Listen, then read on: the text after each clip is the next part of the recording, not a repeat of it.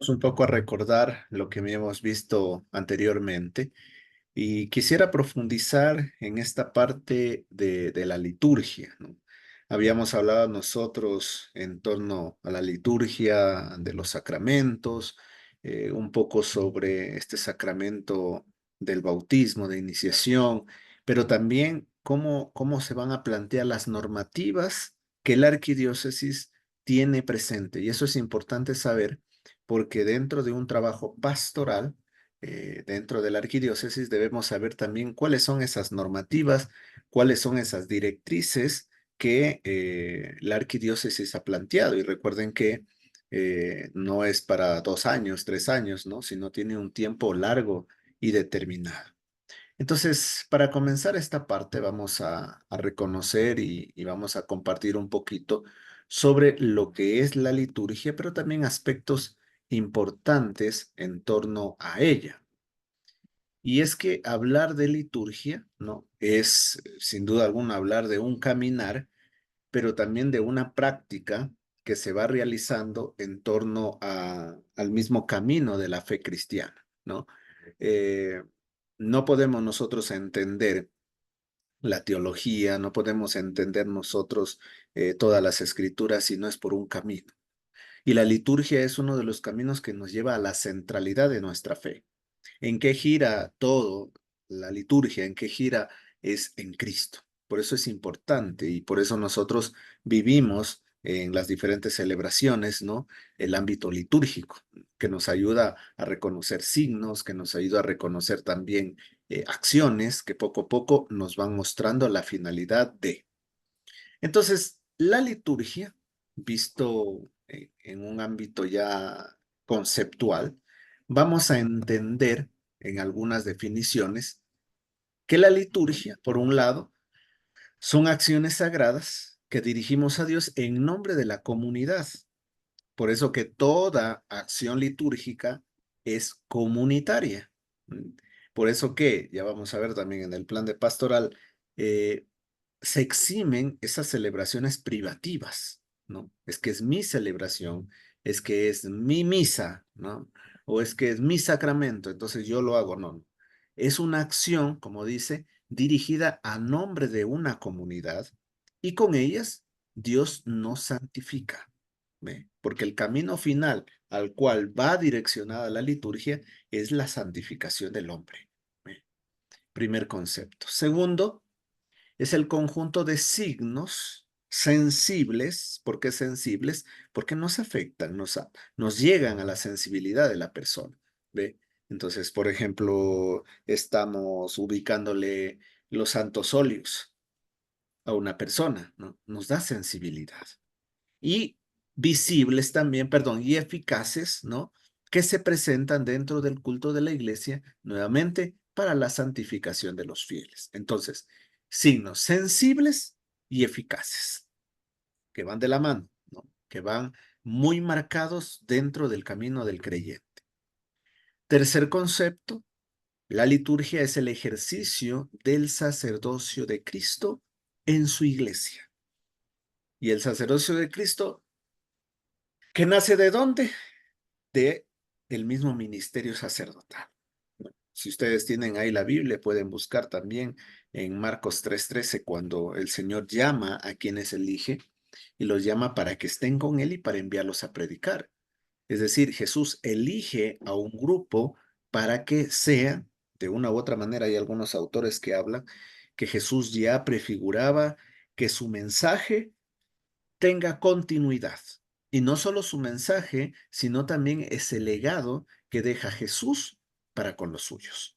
¿Ve? Por eso ese sacerdocio que instituye Jesús el Jueves Santo es un sacerdocio que ha ido de generación en generación. Yo les hago una pregunta. Si hoy identificáramos a los apóstoles, ¿en quién se ven reflejados? ¿O quién representa hoy a los apóstoles? El Papa. No.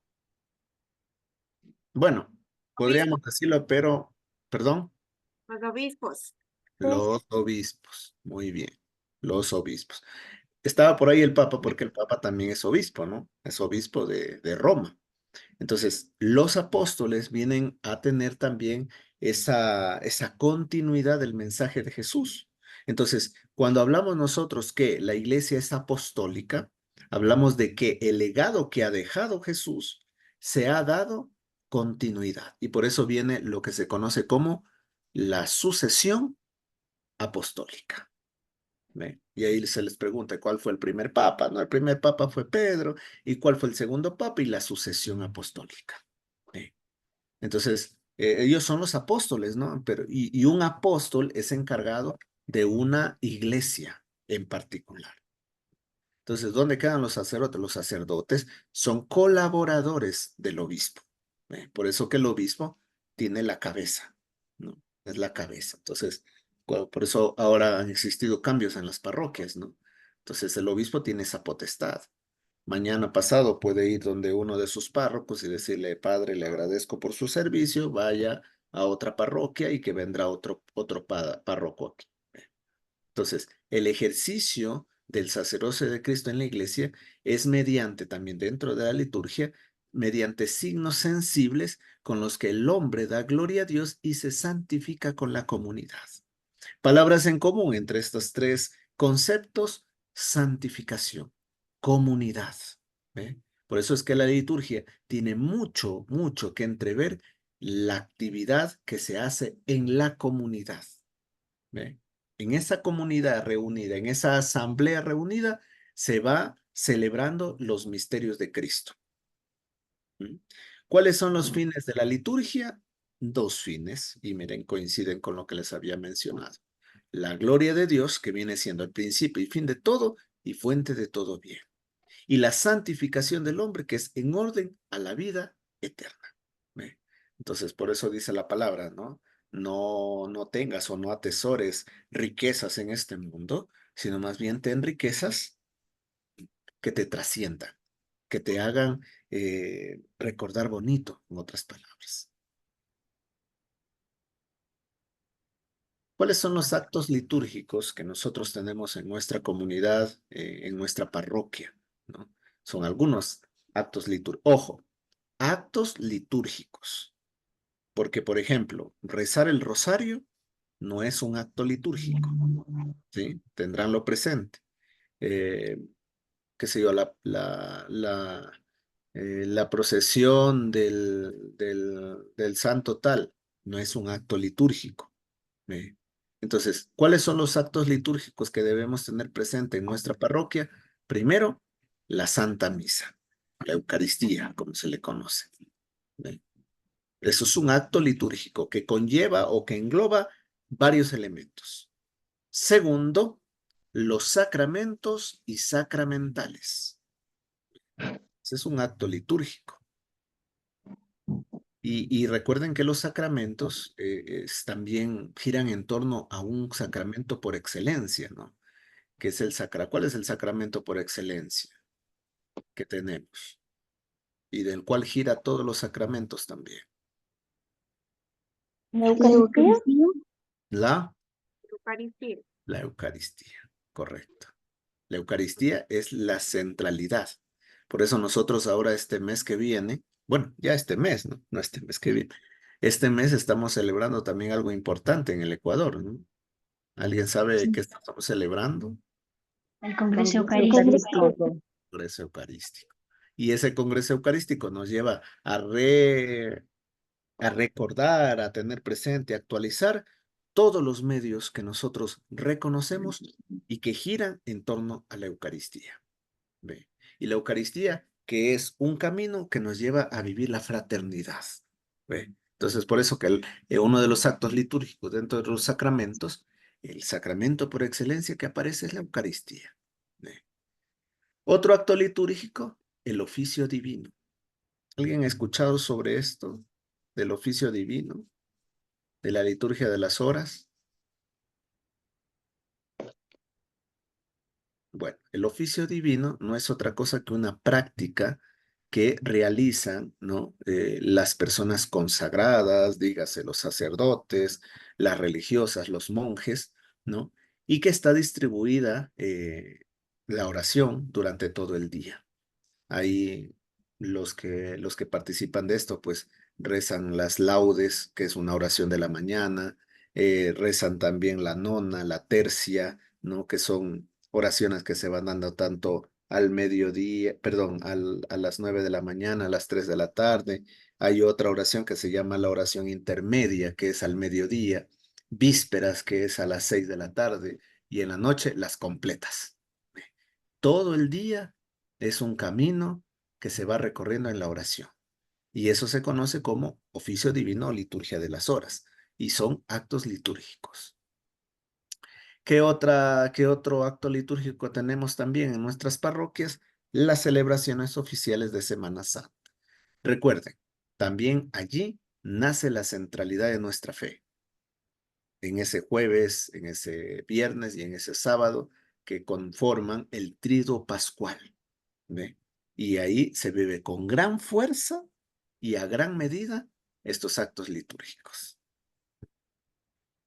Otro acto litúrgico también, las 40 horas de adoración, que se van teniendo y que en diferentes parroquias también se llevan, ¿no? Y que acrecienta la fe de la comunidad y que acrecienta también el camino que van recorriendo constantemente las personas que viven la fe en torno a estos actos litúrgicos.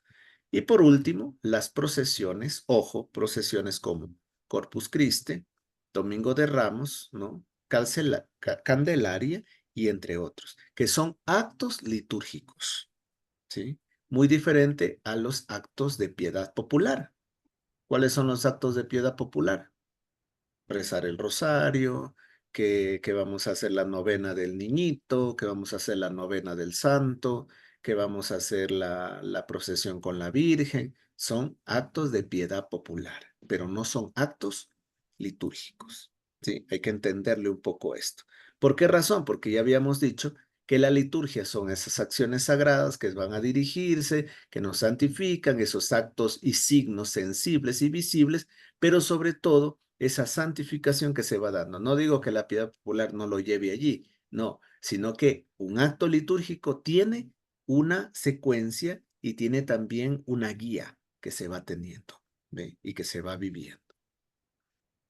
Y ahí viene, mire, las demás acciones que se realizan en la iglesia o fuera de ella, con o sin sacerdote, ojo, porque ahí sí, el que preside tiene que manifestar y tiene que presentar esa garantía de que la liturgia se va a vivir, ¿no?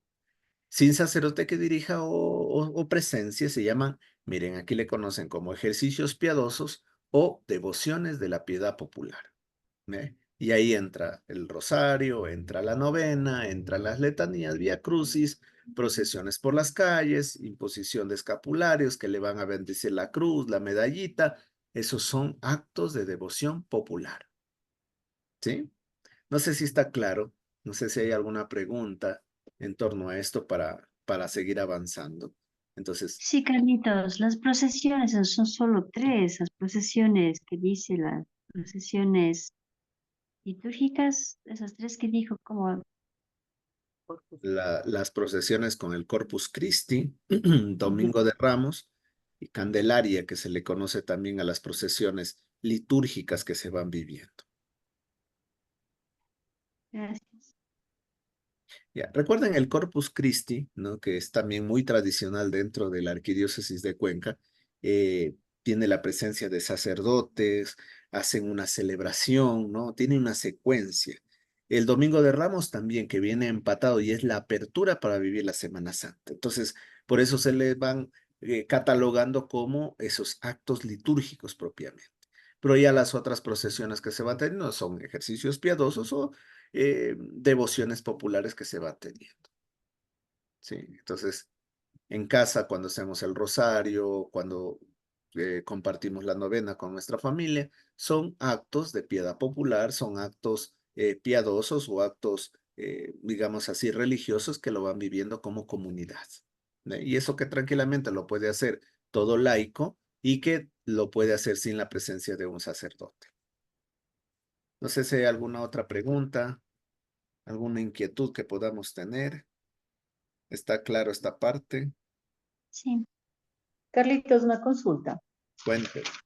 En lo que decía usted, los actos litúrgicos, por ejemplo, ya la misa, los sacramentos, usted decía los sacramentales, Ujú. eh, como que sería que tal vez cuando se consagran los niños se les da una medallita, algo así, o que esa, por favor, si me puede ayudar. Cuando hablamos de sacramentales, hablamos, por ejemplo, usted recibe la bendición con el agua bendita, ¿sí? Y al final, cuando le riegan el agua bendita o cuando tiene una consagración de vientres, ¿no? Que se van teniendo. No sé si han vivido también estas celebraciones cuando hacen la misa por los enfermos, ¿no? Sí, No sé si han tenido esas experiencias.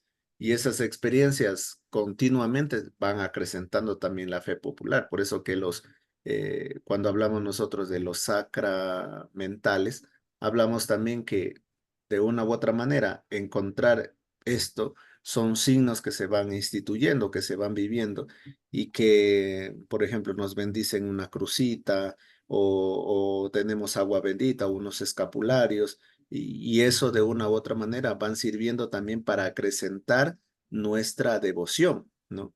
Y esos signos que ciertamente se van creando y que se van acrecentando, ¿no? Son por los cuales se expresa siempre los efectos o sobre lo que se expresa lo espiritual que nosotros vamos teniendo, pero por medio de la iglesia.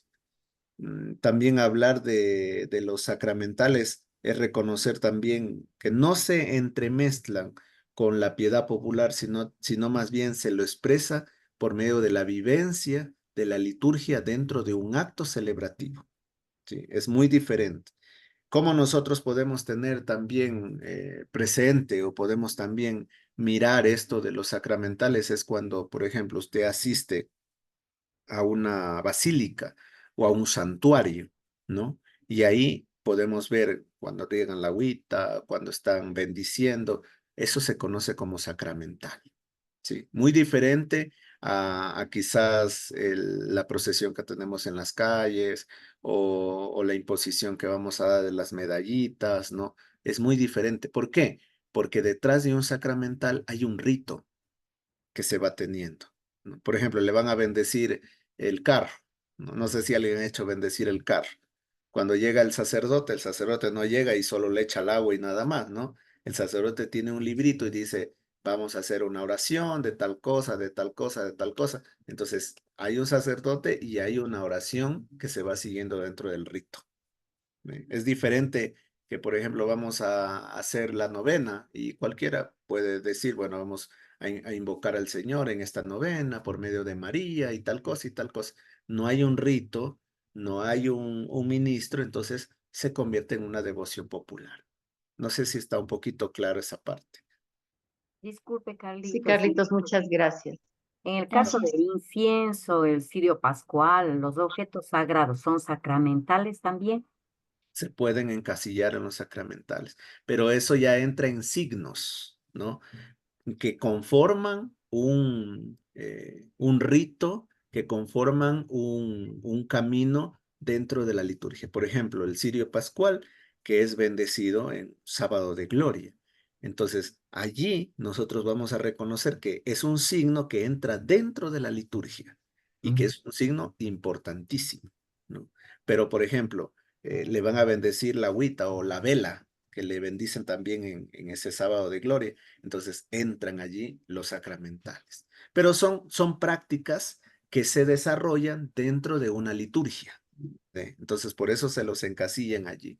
Muy diferente a que yo, por ejemplo, vaya eh, como aquí está, ¿no? A rezar el rosario o a comenzar una novena, que lo podemos hacer nosotros tranquilamente y que no entre en un rito, ¿no? Por eso estas prácticas no son conocidas como prácticas litúrgicas, sino más bien prácticas de piedad popular. ¿Listo? Excelente.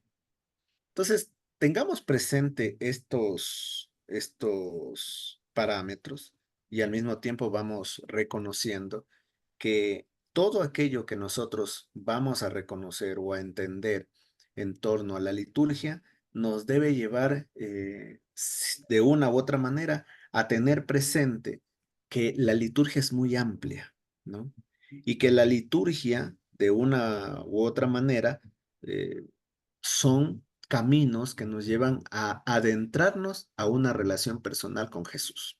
Bien, eso lo tenemos que tener muy presente. ¿Listo? ¿Qué elementos constituyen la Sagrada Litúrgica? Son 7 los elementos constitutivos de la liturgia. Bien, y ahí tenemos que tenerlo muy presente. La Sagrada Escritura, los documentos de los Santos Padres, el canto, que recuerden que el canto es importante, los cantos litúrgicos que se deben tener. Siempre hay un poco no quiero decir como la pelea o el malentendido de que ciertos cantos sí son litúrgicos y otros no. ¿Ve? Entonces hay que tener claro que sí, realmente dentro de la liturgia hay cantos que son litúrgicos. ¿Ve? Yo una vez les cuento, ¿no? No voy a decir la parroquia, ni voy a decir con quién estaba, ni nada. Pero una vez estaba en una boda, ¿no? Donde un grupo que llegó contratado, llegaron como 2 guitarras, el piano, el bajo, bueno. Y yo estaba sentado participando porque le acompañaba a un padre que estaba allí. Y cuando comenzó un sonido, tan, tan, taran, tan, tan, taran, y de ahí comenzó a cantar la chica, ¿no? Y decía, bendita la luz de tu mirada. Y yo decía, esta canción yo la conozco, aunque no la había escuchado en la misa, ¿no? Pero después me acordé que es una canción de Maná. No sé si alguien ha escuchado Maná, ¿no? Y decía, bendita la Sí, luz de tu mirada, ¿no? sí, Y sí. comenzaron a cantar y yo decía, y este es un rock latino, y lo están cantando en el ofertorio, imagínense, en el ofertorio. Entonces, hay que tener presente que el canto dentro de la liturgia tiene también determinadas normativas, ¿no? Un canto litúrgico es muy diferente a un canto que nosotros podamos cantar en el grupo de oración, que podamos cantar en los grupos juveniles, muy diferente. Muy diferente. Y en el manual de liturgia que habla sobre el canto, habla de que los cantos deben contener elementos teológicos que signifiquen que la persona va a vivir un encuentro personal con el Señor. Por eso, les doy una pauta nomás, ¿no? Un canto de entrada siempre tiene que alucir o tiene que llevarnos a pensar en un camino que vamos a iniciar. Un canto de entrada siempre debe ser procesional. ¿Ve? Entonces, por eso, vienen con alegría, Señor. Vienen con alegría. ¿Ve? Vamos todos al banquete, a la mesa de la creación. Canto procesional. Un pueblo que camina por el mundo. Mire, entonces, el canto procesional, solo les doy esta pauta, ¿no? Es de procesión, es decir, de entrada. Y por eso que la liturgia manda a que el sacerdote ingrese procesionalmente. Es decir, tiene que entrar caminando en procesión. Por eso que cuando el Papa entra en el Vaticano, ¿no? Ellos entran con con la cruz alta, que el incienso, que van ahí y van en procesión. ¿Ve? Entonces, las Sagradas Escrituras, los documentos de los Santos Padres, el canto, las oraciones, los ritos, los objetos sagrados y lugares, ¿no? Que se van teniendo como el altar, entre otros, los ornamentos y lienzos. ¿De qué son los ornamentos? Es el vestido blanco que se pone el padre, la casulla, ¿no? La estola, ¿no? ¿Cuáles son los lienzos? Son el mantel, ¿no? Es el que parece pañuelito, se llama purificador, ¿no? Todos esos elementos constituyen también la sagrada liturgia, ¿sí? Yo supongo que ustedes como catequistas, más sea de curiosos, deberían entrar a una sacristía y ver todos estos elementos. Porque yo creo que todas las sacristías en las iglesias que por lo menos se celebran constantemente las misas, deben tener. ¿Ve? Y si no tienen, pues hay que gestionar. No es que el padre ya trae siempre, no, no. La comunidad debería tener, ¿sí? ¿Por qué razón? Porque eso constituye también a una comunidad que comparte y que da. Bien, no sé si hasta aquí hay alguna pregunta, alguna inquietud. ¿Está clara esta parte? ¿Sí? Repita, por Los favor, 7. los 7 elementos. Por allí algo se me fue, no le pude retener todo, por favor. A ver, aquí están, justamente está proyectado, ¿no? En primera instancia, la No, Sagrada Escritura. Escritura. Sí no hay está nada. proyectando, ¿no? No, Qué No, manera. casi no. Está en la primera La diapositiva. primera, Qué exacto. pecado, qué pecado. ujú, Dios. Ahí sí se ve. Sí, Sí. Sí, ahí sí. Oiga, pero ustedes no me dicen. Yo aquí encantado hablándoles y ustedes no me dicen. Qué feo. Ahí está. Son los 7 elementos, ¿no? La Sagrada Escritura. Y igual estas diapositivas yo las voy a subir, ¿no? A la plataforma para que ustedes la puedan bajar y la puedan chequear. Son como 47 diapositivas, ¿sí? Que te van a hablar sobre cada ornamento, sobre cada objeto sagrado, muchísimas cosas. Que aprovechen esa diapositiva que se las voy a compartir, ¿sí? Yo he cogido solo elementos claves para que ustedes puedan tener claro esta parte de la liturgia para retomar esto del plan de pastoral, ¿sí? bien, Porque nuestra clase gracias. no es de liturgia, así que yo les estoy solamente dando preámbulos. Gracias. Entonces aquí están, Sagrada Liturgia, perdón, Sagrada Escritura, documentos de los Santos Padres, el canto que ya les había dicho. Esto de los documentos de los Santos Padres, recuerden que son las homilías, son las encíclicas, son las exhortaciones, ¿no? Entre otras cosas que se van presentando y se van dando. El Sería canto, las también el oraciones. leccionario, No, o eso no forma parte. el leccionario entra dentro de los ritos, así como está Ah, ahí, los sí. ritos. Ah, ya, ¿Por ya. qué? Porque el leccionario presenta, no, incluso de las Sagradas Escrituras, porque el leccionario presenta las lecturas que se van a leer A dentro de la realizar, liturgia. claro. Claro. Ajá. Pero, por ejemplo, ¿dónde están los documentos de los Santos Padres? Si alguien de pronto, algún momento, tiene una liturgia de las horas, como lo teníamos aquí, en la liturgia de las horas, que son 4 tomos, ahí vienen las homilías de los Santos Padres. ¿Ve? Y eso ustedes lo pueden conseguir, lo pueden comprar, eso es abierto, ¿no? Para quienes puedan leerlo, quienes puedan también vivirlo durante el día, ¿no?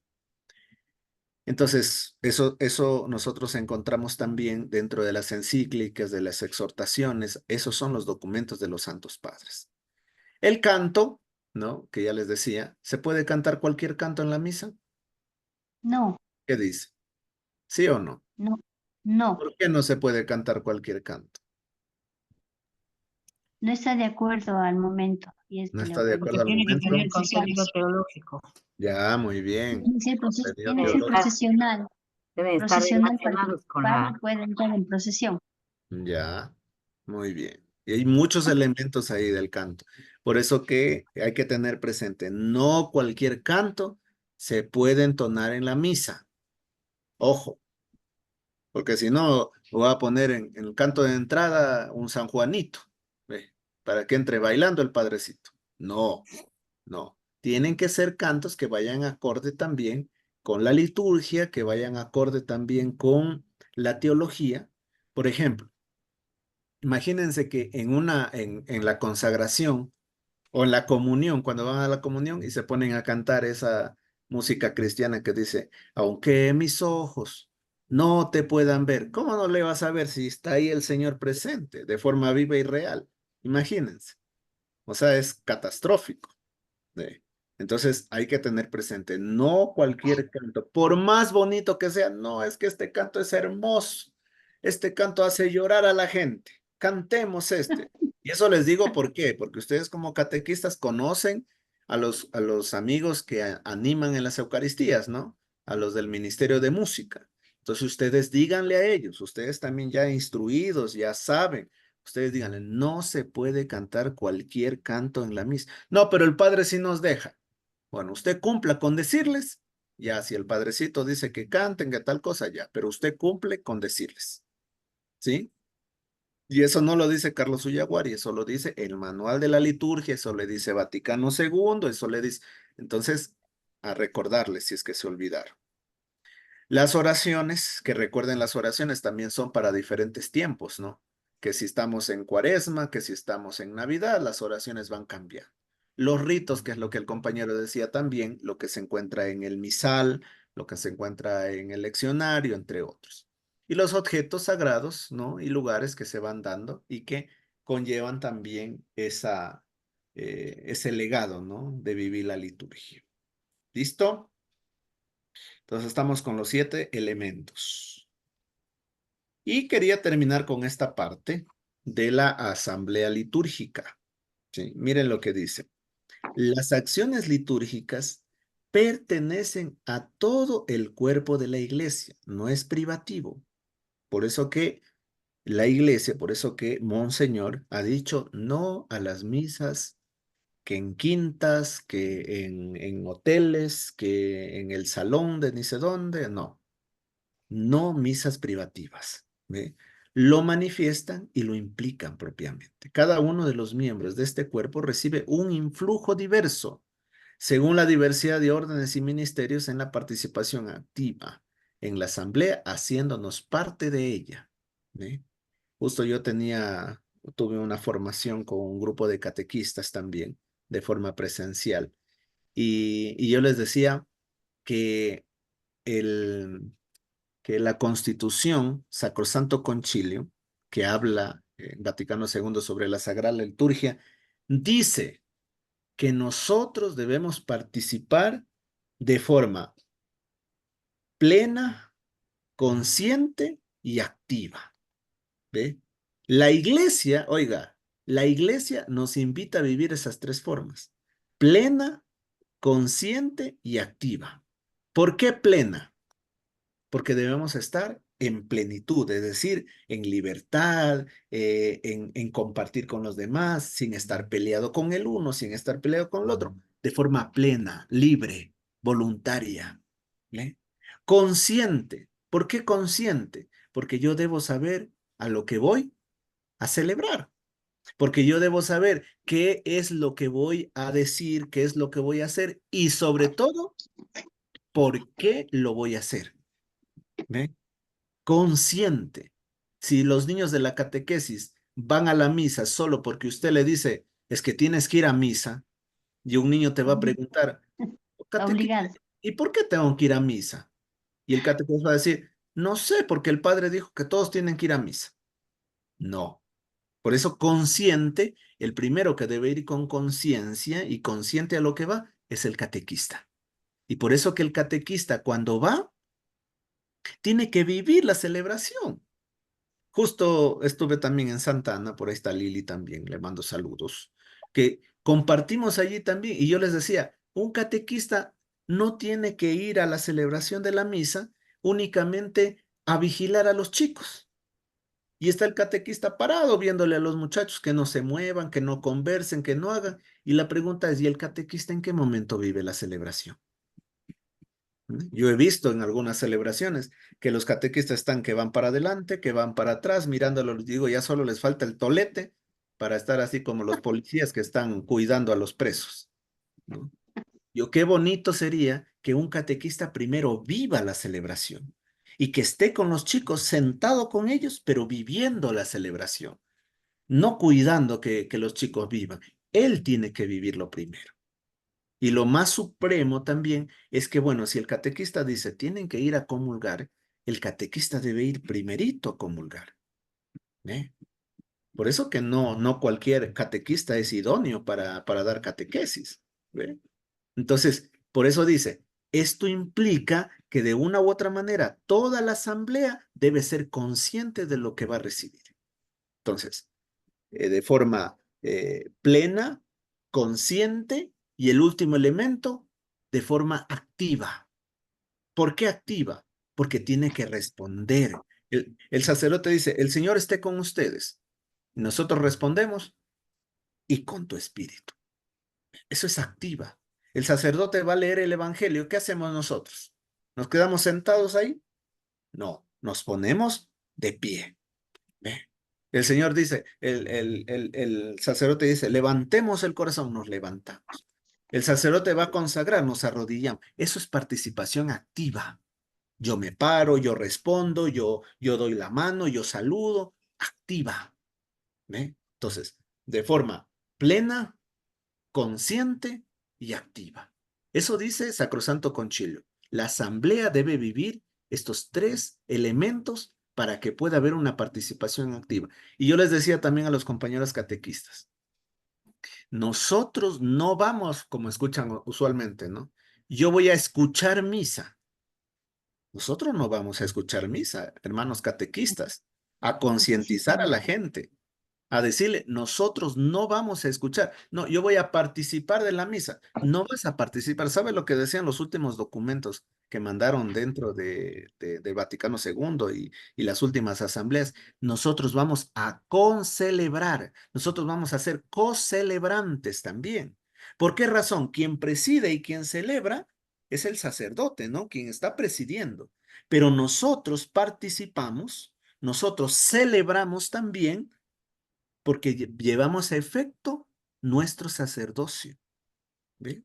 Cuando a ti te bautizaron, cuando a mí me bautizaron, nos dijeron, yo te bautizo para que seas sacerdote, profeta y rey. Bueno, las mujeres reinas, supongo, ¿no?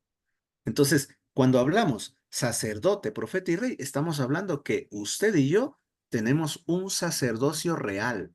Es decir, un sacerdocio que desde el bautismo nos ha dado la facultad para nosotros participar también de forma celebrativa como asamblea. ¿Ve? Entonces, cuando escuchan, no es que voy a escuchar, no es que voy a participar, no, vamos a celebrar. Y por eso que los sacerdotes también dicen, juntos con estas intenciones, celebremos. Él no dice, yo voy a celebrar. ¿Ve?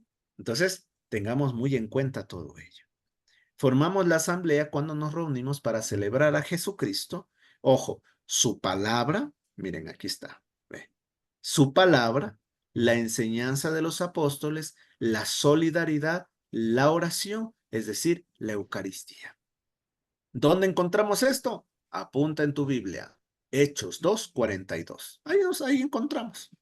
Y el Hechos 2:42 es la clave para entender por qué la Eucaristía está donde está. Pero ojo también allí, ¿no? Que la Eucaristía está íntimamente relacionado al sacerdocio. ¿Ve? Íntimamente relacionado. Si no hay sacerdocio, no hay Eucaristía. ¿Por qué? Porque el sacerdocio es quien de una u otra manera hace posible que la Eucaristía se dé. Y por eso la necesidad de fomentar el sacerdocio, ¿no? Las vocaciones sacerdotales. Por aquí está Nicolás también, ¿no? ¿Ve? A meditar, a pensarlo, ¿no? Es una vocación. Si nosotros encontramos y reconocemos que el sacerdote está íntimamente unido a la Eucaristía, hay que valorar mucho, pues, este legado del sacerdote. Por eso que es una gran fiesta cuando una persona se consagra como sacerdote. ¿Ve? La Eucaristía es fuente de la unidad eclesial y a la vez su máxima manifestación. Por eso lo del Congreso Eucarístico, ¿no? Vivir la fraternidad, ¿ve? Vivir la unidad, vivir aquello que dentro de la iglesia se vive constantemente. ¿Listo? No sé si hasta aquí hay alguna pregunta, alguna inquietud. Lo que hemos hablado sobre la liturgia para tener, son ideas, ¿no? Son ideas. Hay muchas cosas en la liturgia, pero estas ideas son muy básicas para que lo podamos comprender y podamos tenerlo muy en cuenta. No sé si hay alguna inquietud, alguna pregunta de lo que ustedes viven también en sus parroquias.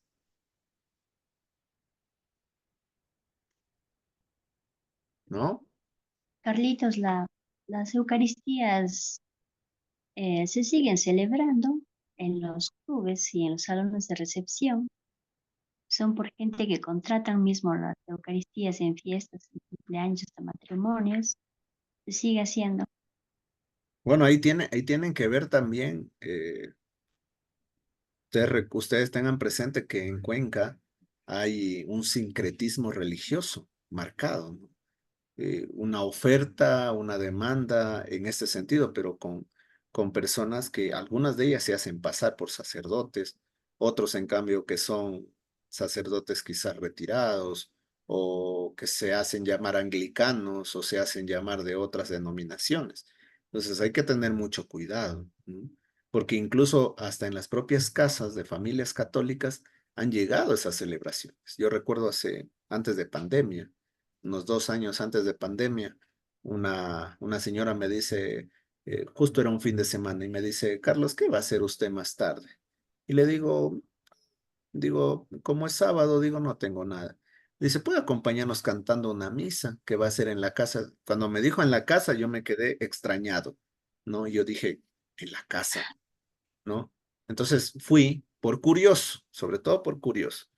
Y claro, llegó un hombre vestido de sacerdote con su clériman, ¿no? Todo con su maletita. ¿Ve? Y bueno, se cantó en la misa y al término de la misa yo me acerqué donde este supuesto sacerdote y le dije, porque ustedes saben que a veces las comunidades de sacerdotes, a veces las comunidades siempre cambian, ¿no? Y siempre a veces se van y vienen unos nuevos, entonces a veces uno ya conoce a los sacerdotes, pero a veces hay nuevos. Entonces yo le pregunté en qué parroquia colaboraba y la respuesta de él me dejó más inquietante, ¿no?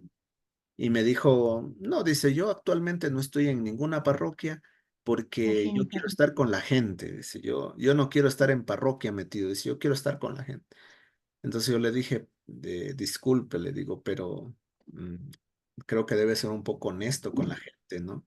Y decir que usted realmente no es un sacerdote católico, que si tiene su ordenación, que si tiene su consagración, pero católico no es. Y le hablé sobre la comunidad, sobre la fidelidad dentro de la obediencia sacerdotal con el obispo y las parroquias. Entonces, como que no le gustó y se fue rápido. Entonces, hay que tener mucho cuidado con eso, ¿no? Ahora que si hay casos extraordinarios donde que el padrecito de la parroquia tal se fue a celebrar allá, nosotros sabemos qué es lo que nos ha dicho nuestro obispo y punto, ¿ya? Ahora, las celebraciones en los Cruz. aquí los lugares donde hacen las velaciones, ¿no? En la sala de velaciones y todo. Ay, Hay sí, sacerdotes también. encargados y hay sacerdotes también que están destinados a este tipo de ministerios, ¿sí? Entonces tengamos presente ello. Muy bien. ¿Están cansados? No. ¿Están cansados? ¿No? Pues yo No. sí, yo sí. Así que vamos a hacer una pausa, ¿sí? Al regreso, sí, de nuestro pequeño descanso, vamos a retomar ya el plan de pastoral. Así que si ustedes tienen en físico el plan de pastoral, pues ya ténganlo a la mano. Y si no, en la computadora, porque vamos a hacer unos trabajos grupales y vamos a analizar algunos ítems del plan de pastoral. ¿De acuerdo? Aunque ya tenían que haber venido leyendo y todo, pero vamos a dar esa oportunidad para que compartan también en grupos. Entonces nos volvemos a encontrar a las 8, así que apaguen sus cámaras y descansamos y tomamos un cafecito.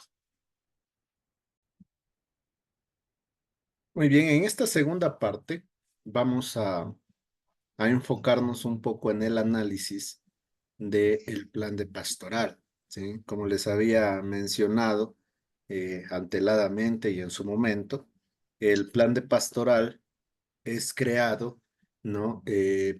Partiendo de una necesidad, ¿no? ¿Y cuál es esa necesidad?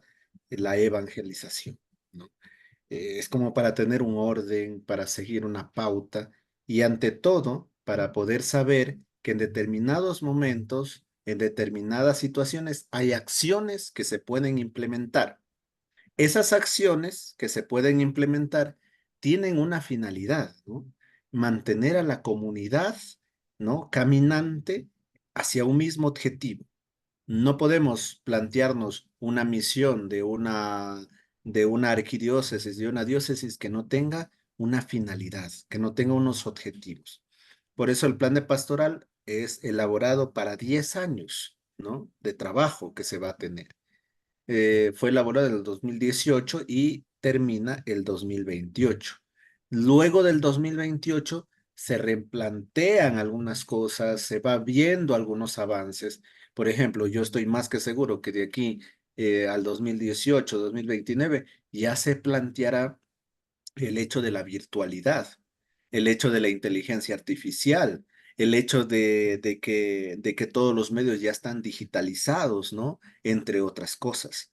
Cosas que en este plan se habla, pero no se tiene mucha experiencia frente a ello. Miren que desde del 2018 hasta la fecha, la tecnología y los avances cibernéticos han dado grandes pasos, ¿no? Entonces, visto esto, el plan de pastoral que se va dando, ¿no? En torno a nuestra arquidiócesis, tiene entonces varios contenidos. Nosotros nos vamos a plantear, en estos contenidos, nos vamos a plantear muy certeramente en la primera parte, cuando nos habla sobre la liturgia y los sacramentos, si ustedes ven aquí, ¿no? Está en planteando en la página 29, nos va a hablar, pero esta es una realidad que evangelizamos, primer ámbito, ¿no? El segundo ámbito que vamos a ir a reconocer es también esta parte de las opciones, o por decir así, el lineamiento que vamos a ir practicando y que vamos también a iluminarnos, que es la iglesia de comunión, en la página 49. Entonces, la primera, en la realidad que evangelizamos, que está planteado, ya les había dicho, ¿no? En la página 29. Entonces, ahí hay un grupo que va a coger en la página 29 la realidad que evangelizamos. El segundo grupo va a plantearse sobre la iglesia de comunión, ¿sí? Que está en la página 49. Y un tercer grupo que nos va a visualizar, nos va a orientar, ¿sí? Sobre las opciones pastorales que están en la página 66, que nos habla sobre la liturgia y los sacramentos, ¿sí? Página 66, ¿ya? Vamos a tener esos tres grupos que nos van a leer estas páginas, van a conversar y nos van a orientar en estas tres partes, ¿sí? Para luego hablar un poco sobre la normativa arquidiocesana, que hay algunos puntos que tenemos que tratar. Entonces, voy a formar los grupos, pero tengan presente esto, ¿no? Grupo 1, repito, página 29, ¿no? En la primera parte, que es realidad que evangelizamos. Grupo 2, la iluminación teológica, que vamos a hablar en la página 49, la iglesia de comunión. Y la tercera, que son las opciones pastorales, en la página 66, donde nos habla sobre la liturgia y sacramentos. ¿Listo? Entonces, ¿qué van a hacer los grupos? Vamos a reunirnos, vamos a leer estas partes que les he mencionado y vamos a sacar primero las ideas principales, ¿no? Y luego también, bueno, el grupo qué aporta frente a ello. Entonces, ideas principales de esta lectura que se va a tener, ideas que vayan saliendo de ahí, pero también el grupo qué puede aportar frente a ello, ¿no? ¿Qué puede aportar? Si dice la liturgia tiene que ser actualizada, tiene que ir tal cosa, bueno, el grupo ¿qué dice frente a eso? ¿De acuerdo? Entonces, dos cositas. Las ideas que van a plantear y también qué dice el grupo frente a eso. ¿Listo? Vamos a ver entonces los grupos y vamos a Carlitos, ver también. Carlitos, de consulto algo. Cuénteme, Severo. En el directorio no hay nada de esto, ¿no? En el directorio de... Directorio de la catequesis, porque yo me compré ese libro, pero El, revisaron, ¿no? el directorio de la catequesis es a nivel de la conferencia episcopal, ¿sí? Entonces es el Ay, directorio que abarca todo. Claro que es muy importante ese documento porque ese también fue tomado para este plan de pastoral, ¿no? Porque son las guías y las normas que nos van guiando, ¿no? Pero el plan de pastoral es otro documento que otro documento. eso ya es dentro de nuestra arquidiócesis propiamente.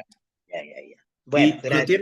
Y lo tienen en digital. Yo les pasé al grupo. Si ustedes, no sé si lo tienen todos o si no se los paso, pero bueno, voy a aplicar también para que puedan compartir pantalla. Sí, vamos a hacer 3 grupos para que puedan compartir. Nombran a alguna persona que eh, anote las ideas y todo, pueden proyectar también, ¿sí? Tenemos 20 minutos, así que aprovechemos el tiempo, ¿sí? Vamos a unirnos en la parte inferior, les va a salir un mensajito para unirse al grupo, ¿sí? En la parte inferior, un mensajito azul, sabe ser. Y ya les voy a activar para que ustedes puedan también compartir pantalla y así puedan tener más posibilidad, ¿no? Eso. Muy bien, ya pueden compartir pantalla. En la parte inferior vamos a tener ya los botoncitos para unirnos a los grupos, ¿sí? Muy bien. En la parte inferior está un mensaje para unirnos a los grupos.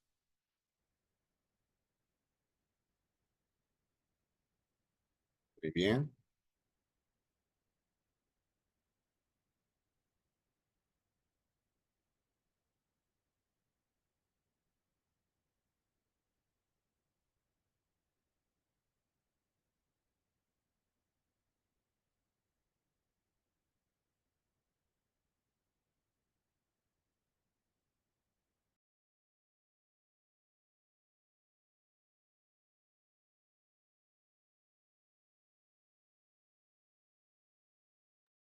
Nos unimos, por favor, al trabajo grupal. Si tienen algún problemita, me avisan, ¿sí? Tenga la bondad, estamos ya trabajando en grupos. Gracias.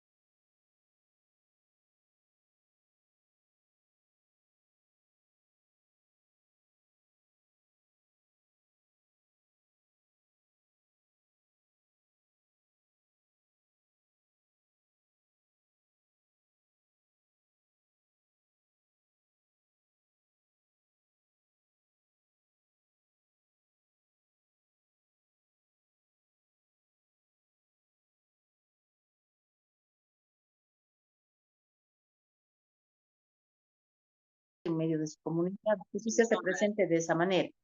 Y por otro lado, resaltábamos también algo que está pasando en nuestra ciudad con este tema. Se hablaba también de las romerías, de estos actos de piedad que decíamos hace un ratito, que se han convertido más bien en motivo de turismo.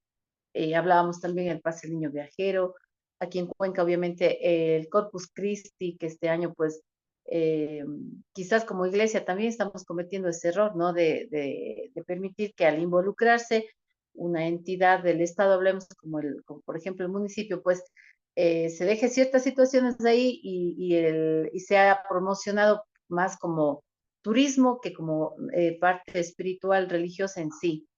Entonces, a veces esto pues promueve a la gente asiste, colocábamos de ejemplo al Corpus, por ejemplo, la gente no asiste a la Eucaristía, que ese es el motivo central de esta fiesta del Corpus Christi, el cuerpo de Cristo. Si no, la gente se queda, por ejemplo, en los exteriores, comiendo los dulces, viendo los castillos, las bandas de pueblo y más cosas, y esto se convierte en una fiesta más del pueblo. Pero la parte como tal, espiritual, religiosa, se pierde, y eso es ¿por qué? Porque nosotros como agentes de pastoral no puede decir tal vez defendemos, pero más bien nos concientizamos que no se puede mezclar lo uno con lo otro. Entonces, en eso sí creo que sí tenemos que seguirnos preparando y seguir aportando más bien para que se vuelva al origen y al sentido mismo que tiene cada una de estas celebraciones. Eso podríamos aportar, Carlitos. Muchas gracias, Lorena, muy acertado también. Recuerden que esta primera parte que ya nos compartieron los compañeros que nos estaba diciendo, habla un poco sobre la realidad que se va a evangelizar, ¿no? Y quiero rescatar esta parte del numeral 45 que dice lo siguiente, si ustedes lo tienen allí, lo van a poder ver. La cultura azuaya conserva como herencia una rica piedad popular y festiva que se manifiesta en ritos, romerías, devociones y expresiones culturales. ¿Ve?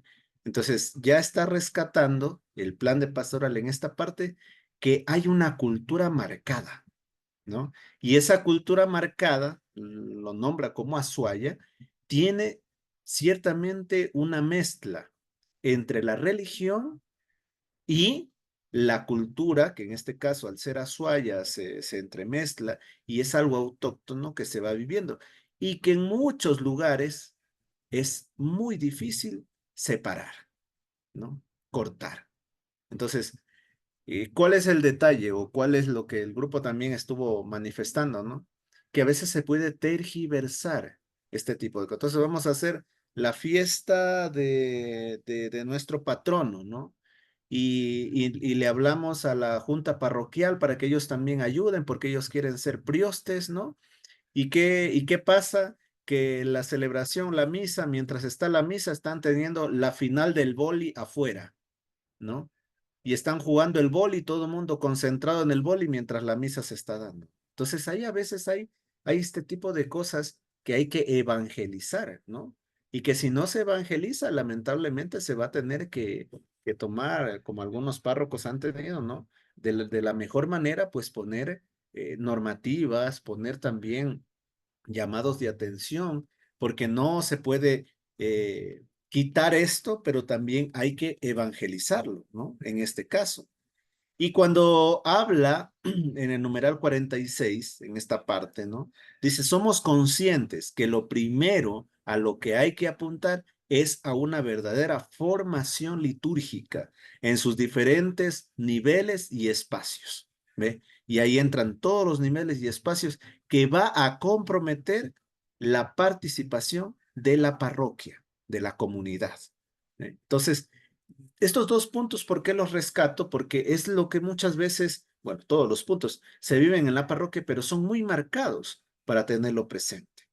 Así que muy bien, gracias grupo 1. Vamos al grupo 2, que nos iba a hablar también en esta parte un poco la iluminación teológica propiamente dicho, en la página 49, donde nos hablaba sobre la iglesia comunión. Escuchemos al grupo 2.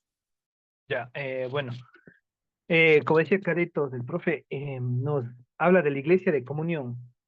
Para esto nosotros desarrollamos cada literal. Y bueno, resumiendo un poco en nuestras palabras, ¿no? El primer litera nos habla directamente, digamos que la relación entre la Iglesia Universal y la local, ya que, y a su vez que la nuestra está a las órdenes del obispo y del Santo Padre. Y para ello hace mención también que trabajamos todos en equipo. Y nosotros, ¿cómo aportábamos? Respondiendo a la pregunta que nos hacía Carlitos, ¿no? ¿Cómo aportamos nosotros directamente a esta iglesia de comunión?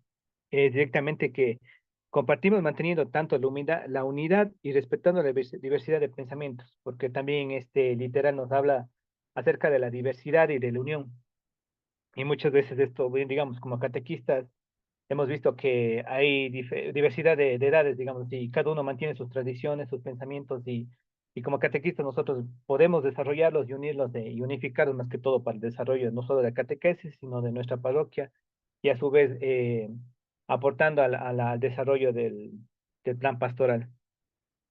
En el literal 112, bueno, aquí nos habla directamente de que la diócesis es impulsada y conducida por el obispo, con la visión de la comunión y la misión que va de la mano con los grupos pastorales para desarrollar la misión en sí tanto de la parroquia como del plan pastoral, ¿no?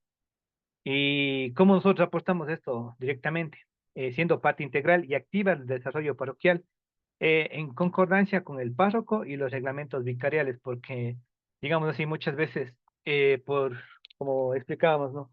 Que por querer desarrollar de la mejor manera, ¿no? La liturgia y todo esto, perdemos de vista los aspectos principales o importantes y caemos en algo que no es litúrgico. Y es ahí es donde enfocamos nuestra visión, digamos. En el literal 113, bueno, hablaba directamente, habla del diálogo, ¿no? Dice que el diálogo es primordial, como primordial principio para escuchar y desarrollar los ámbitos pastorales, de la mano con el párroco, porque también hemos conversado, ¿no? Con los compañeros que en nuestras distintas parroquias muchas veces en los grupos o directamente con el párroco, no hay esta parte del diálogo, o a veces, digamos así, bajo experiencia propia, ¿no? Que ha pasado que el párroco dice, yo soy el párroco y veré qué hago esto, ¿no? Y es difícil a veces abrir estos caminos del diálogo, porque todavía existe esta diferencia de pensamiento, diferencia de edades en la que nos mantenemos la tradición de así es y así se hace esto, ¿no? Y bueno, dejando a un lado esta experiencia, ¿no? ¿Cómo nosotros apostamos directamente? Promoviendo el diálogo y a su vez tomando decisiones de acuerdo y de la mano con el párroco, para desarrollar de mejor manera las ideas y así ampliar nuestra visión hacia el plan pastoral y aplicarlo y desarrollarlo. Y finalmente el litero 114, que nos hable sobre las nuevas realidades eclesiales. Aquí nos explica que las nuevas realidades eclesiales son las comunidades base, las asambleas cristianas, los movimientos, y que estos también están inspirados bajo el Espíritu Santo, y que es una de las partes principales que ayudan a evangelizar en todos los ambientes y sectores que están dentro y fuera de la iglesia, digamos así. ¿Y cómo nosotros podríamos apoyar o cómo hacemos desarrollar este ámbito del plan pastoral, ¿no?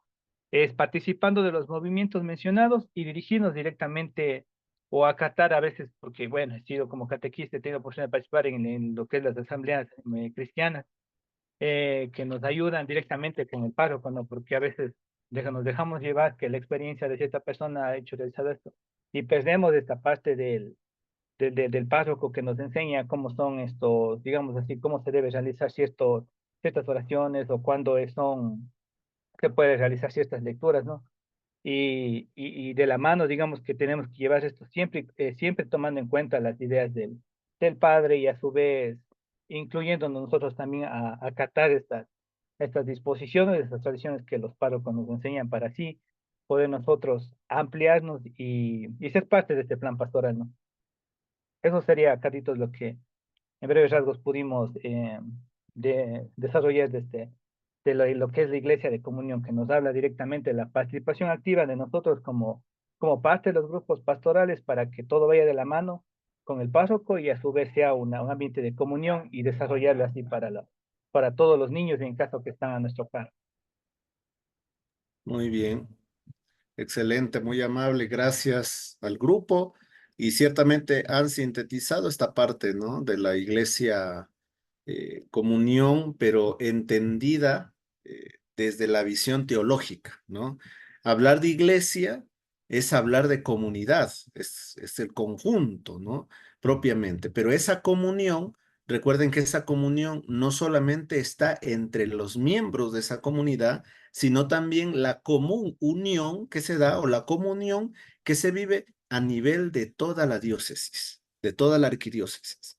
Por eso es que el obispo delega párrocos para que participen de una comunidad determinada, pero siempre unidos al obispo, ¿no?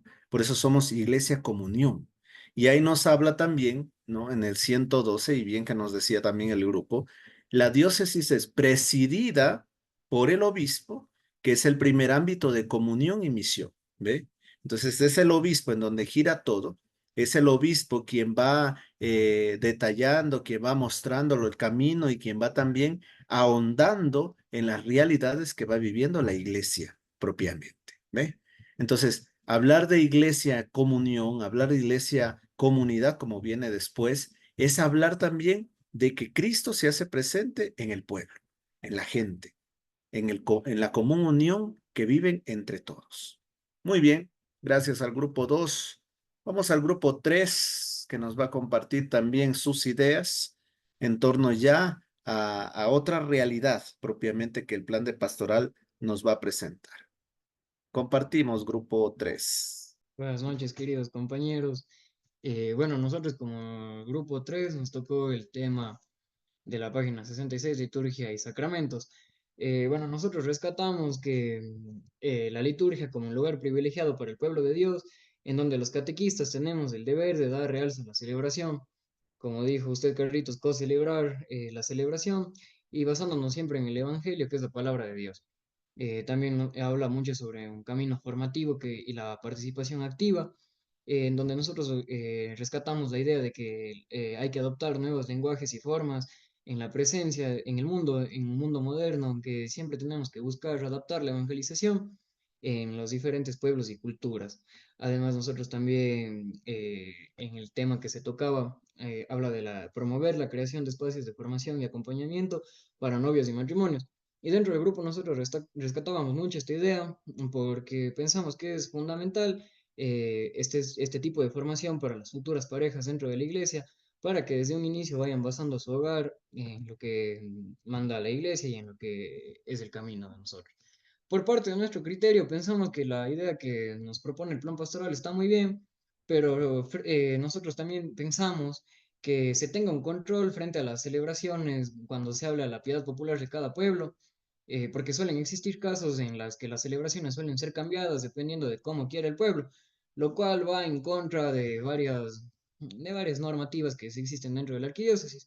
Entonces nosotros pensamos que siempre debe haber la formación dentro de los pueblos y las parroquias para que no se vaya en contra de nada y más del plan pastoral. Nosotros rescatamos de esto y hablamos mucho de esa importancia. El compañero Severo también iba a presentar unas ideas acerca de la piedad popular y de todos esos temas que nosotros estamos rescatando. Vaya Severo, duro ahí.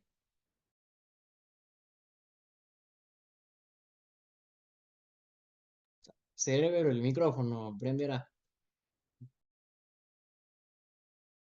En cuanto a los sacramentos, ya desde el momento en que recibimos el bautismo, eso deberíamos cultivar y llevar hasta cuando somos adultos.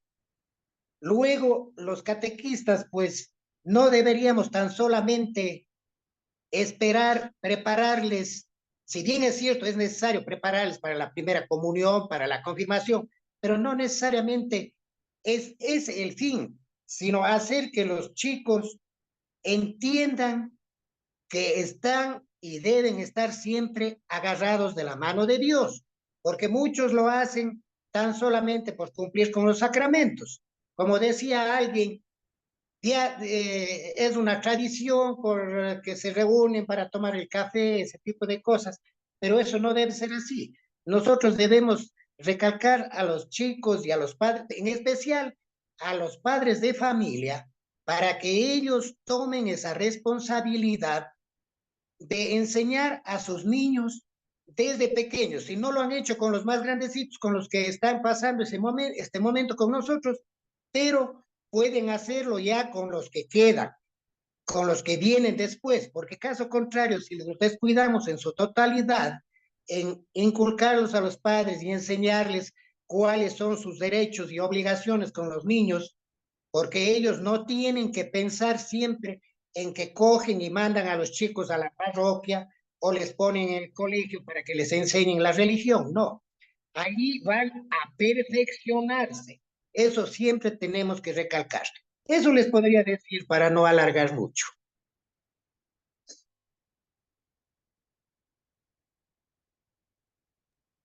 Muy bien, muchas gracias, Severo. Y creo que es una de las realidades que se van viviendo, ¿no? Constantemente en torno a ello. Y creo que también una de las cosas importantes que vamos viendo es que a la par de una religiosidad popular, a la par de una visión teológica, viene también una aplicabilidad de aquello que se va entendiendo y que se va viviendo, ¿no? Si nosotros no aplicamos a la realidad que se está viviendo, entonces estamos a veces perdidos, podemos estar perdidos en una parroquia.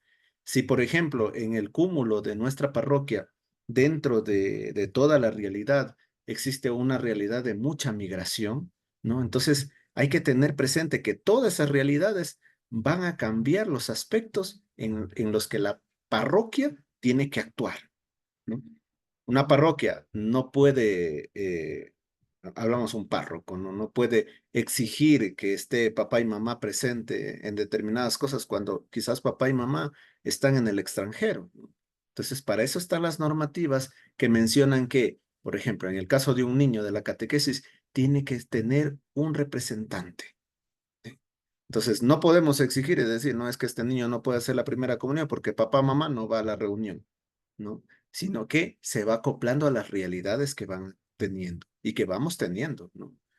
Bien, toda esta circunstancia nos va a llevar a encontrarnos para la siguiente semana, a encontrarnos con las normativas arquidiocesanas que ustedes lo van a tener y van a hacer un trabajito para la otra semana, tienen 8 días para hacerlo. En la página 88 ya nos comienza hablando en la normativa sobre sacramentos. Entonces yo les voy a pasar un documento donde ustedes tienen que llenar, ¿no? A ver, bautismo, ¿cuál de las normativas le llama la atención? Por ejemplo, dice del bautismo, a mí me llama la atención esto, que los padrinos y las madrinas tienen que ser cristianos católicos mayores de 18 años y no estar afectados por algún impedimento católico, canónico, perdón. ¿Ya? Entonces, esa normativa me llamó la atención, ¿ya? Pero al lado de ello, yo tengo alguna pregunta o alguna inquietud o doy mi punto de vista, ¿no? Entonces, a mí me nace la duda o me nace también la pregunta de que cuando me dicen que padrino y madrina tienen que ser mayores y no estar afectado por algún impedimento, ¿qué impedimento puede ser? Y ahí nos llama la atención, ¿no? ¿Qué impedimento? Ah, voy y busco, o digo, bueno, el profe Carlitos, voy a preguntarle, o voy y busco en el Código de Derecho Canónico, en el numeral 874, a ver qué dice. Que el impedimento canónico puede ser que esté viviendo un matrimonio, que esté viviendo con su pareja, pero no son casados por la iglesia. Entonces, no pueden ser padrinos. O por ejemplo, yo puedo ser muy buena gente, pero soy divorciado y quizás estoy divorciado y estoy teniendo mi novia, ¿no? Entonces, no puede ser padrino. Que, que, que, que yo voy a ser padrino, ¿no? De un niño o una niña en el bautismo, ¿no? Pero quizás yo no soy bautizado. Entonces, si yo no soy bautizado, ¿cómo puedo ser padrino de bautizo? Entonces, esas cosas vamos a desarrollar. Les voy a pasar el documento para que ustedes vayan viendo el sacramento, pero la normativa que le llama la atención y si surge un comentario o una pregunta que puedan hacerlo. Eso vamos a hacer con el bautismo, con la reconciliación, con la Eucaristía. Aquí está con la confirmación, la unción de los enfermos. Miren, hermanos catequistas, aquí está todo lo que ustedes deben saber si de pronto una persona viene y les dice, oiga, ¿y qué necesito para hacer la confirmación? Ya, ahí está. Normativa del plan de pastoral que nos dice tal cosa, tal cosa, tal cosa. ¿Qué necesito para casarme? Ah, muy bien. Tal cosa, tal cosa, tal cosa. Necesito. Yo solo les pido una, ¿eh? No me van a transcribir lo que está aquí, ¿no? Pero una, la que les llame la atención. Y si hay alguna pregunta o algún comentario, lo escriben al lado. ¿Está entendido lo que vamos a hacer? ¿Sí? Bueno, con el documento que ya les voy a pasar, va a estar más claro. Pero si hay alguna pregunta, pues no se olviden. Verán, les repito, está desde la página 88, ¿sí? Donde nos habla el numeral 162 sobre los sacramentos. Y ahí está la normativa que la arquidiócesis tiene presente. ¿Listo? Entonces vamos conociendo un poquito más. Y todo esto no nos estamos inventando el agua tibia, ¿no? Esto ya está estipulado en un plan de pastoral que está ¿desde qué año?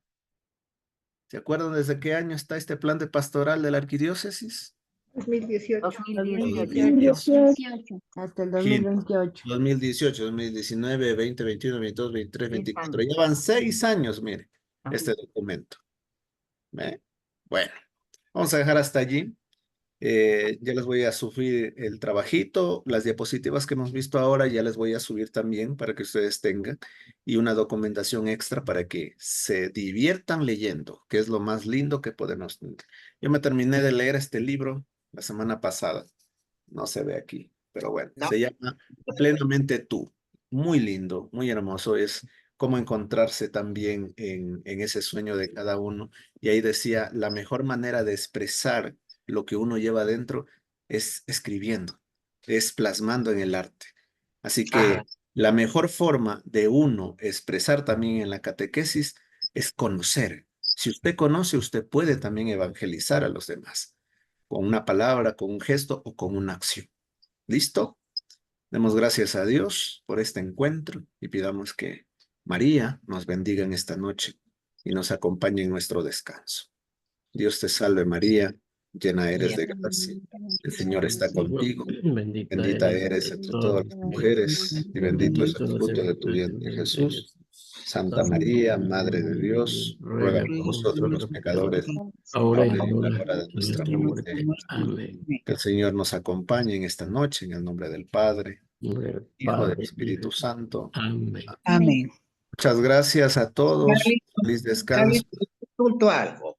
Este Cuéntame. trabajo solamente lo hacemos y lo presentamos en la próxima clase, ¿no? O sea, vamos a compartir ahí. Lo suben en la plataforma. Es un Ah, lo subimos en la plataforma. Ya. Así es. ¿Ya?